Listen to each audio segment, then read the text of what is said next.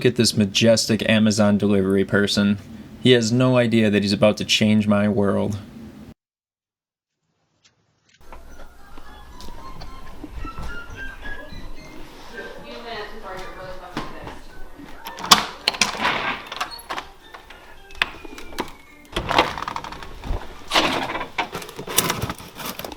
I've been wanting what's inside this box for a very long time.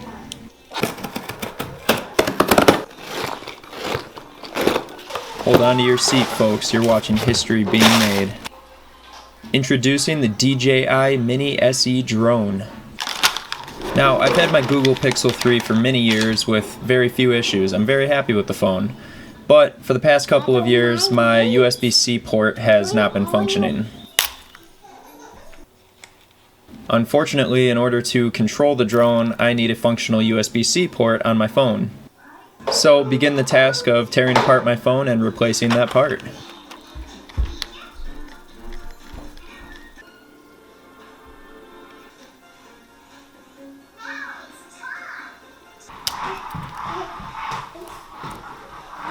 Thank goodness for YouTube how-tos. With a little bit of ambition, patience, and a steady hand, you can accomplish anything.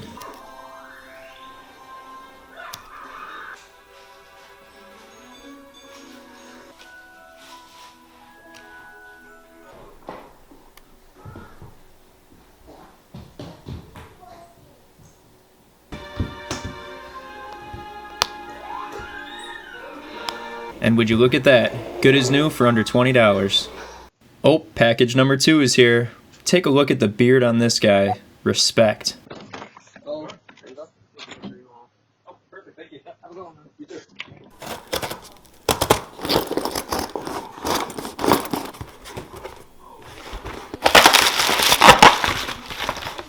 I might be a little bit of a Canon fanboy.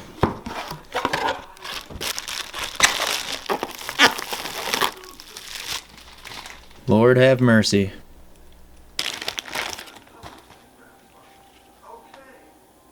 This is going to be a game changer. Alright everybody, I've got the drone charging up right here. I've got the 90D back here. And I'm shooting on my T4i with the nifty 50 lens.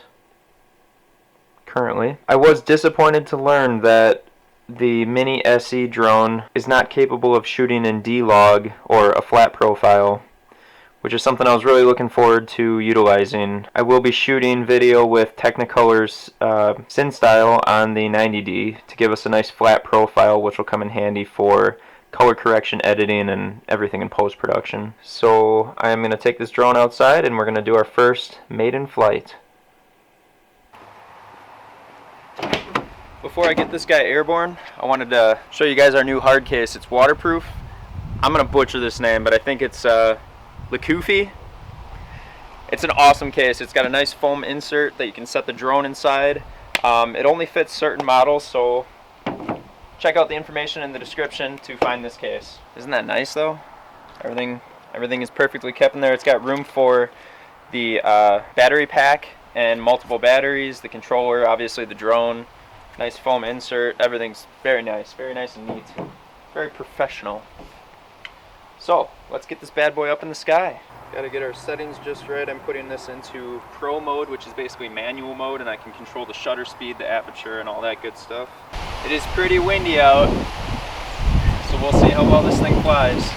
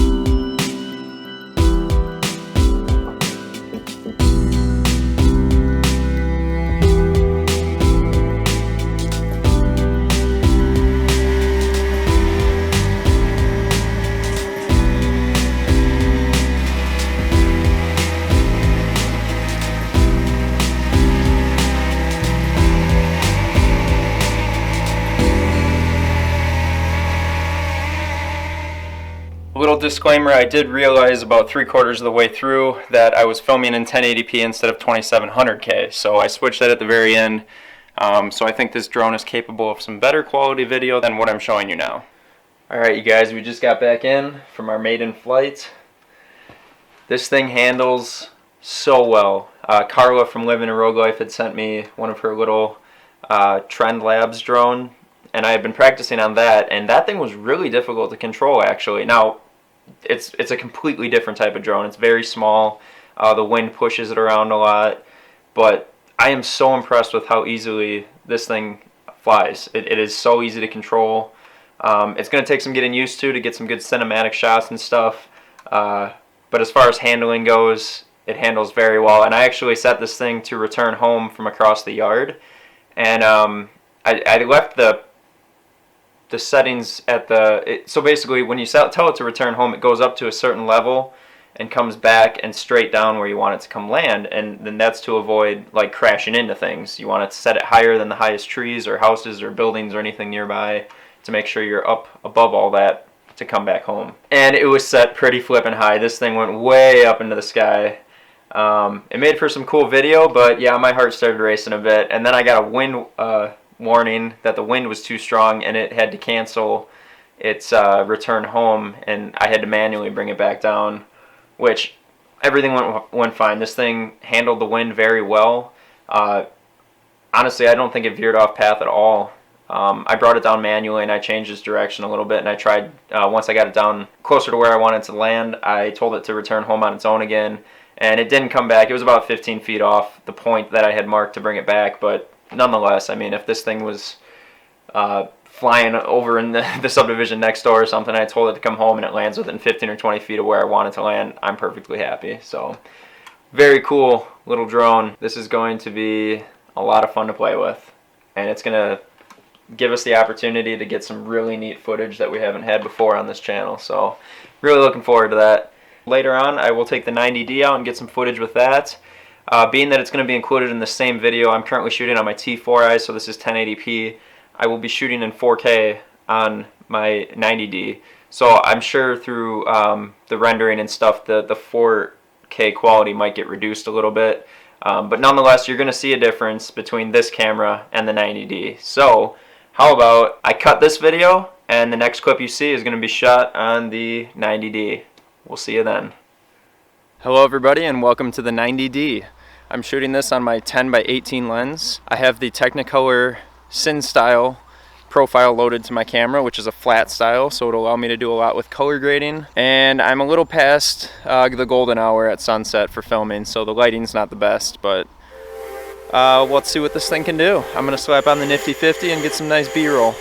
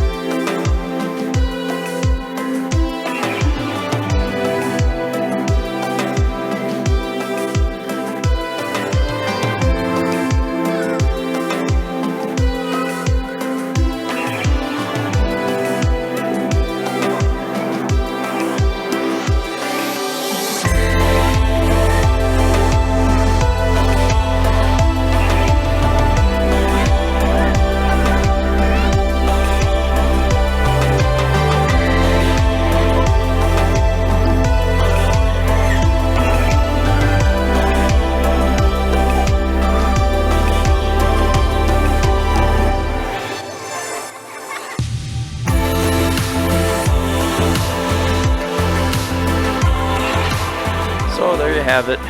Just a few shots from around the property. The sun is setting, so lighting's not the best, and it's pretty flippin' cold out.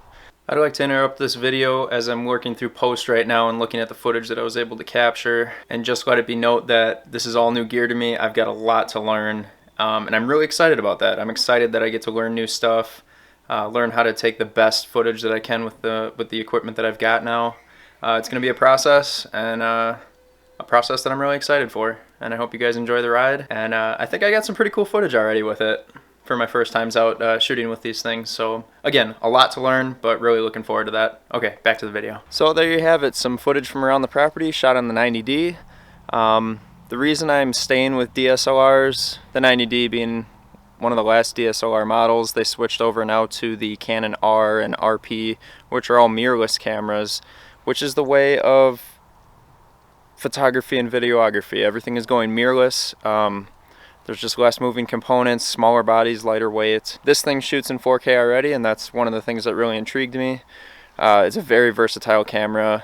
I would like to get into photography again. I haven't done that since high school, and this camera is going to allow me to do both that and videography at a quality that I expect from my content. So as I mentioned, the sun is going down, the lighting's not the greatest, so I don't know how this footage is going to turn out, but just wanted to give you guys a little taste of what I'll be working with going forward. Thank you all so much for supporting the Green Acre. Purchases of salsa and merchandise and all those goodies has gone towards buying me this amazing gear. So thank you, thank you, thank you. It means a lot to me. I'm very excited to put this stuff to use and see what I can make with it. I hope you're just as excited as I am. Catch you in the next video, everybody. Take care.